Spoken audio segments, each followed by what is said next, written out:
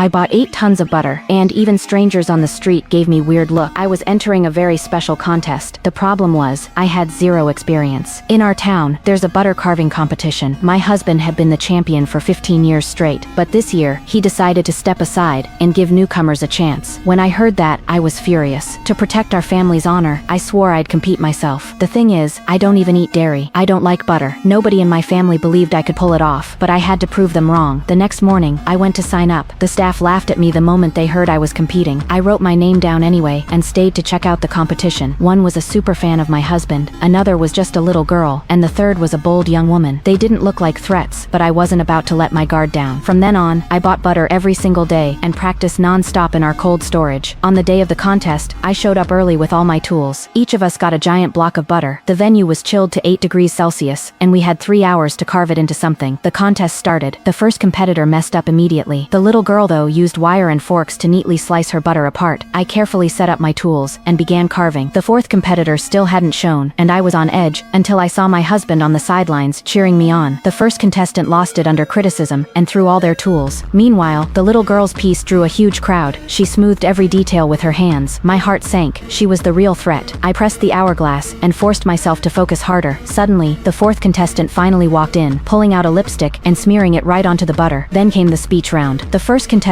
showed off 3 butter puppies. The young woman gave her talk. Then it was the little girl's turn. She told her adoption story, thanked her foster parents, and talked about how hard she'd worked. The whole crowd was moved. When it was my turn, all I could do was insist. This contest should be about skill with the knife, not some sob story. Finally, the results came out. The little girl won first place, losing to a child. It was humiliating, but the very next day, she and her foster parents got a notice. Her work had been reported for cheating.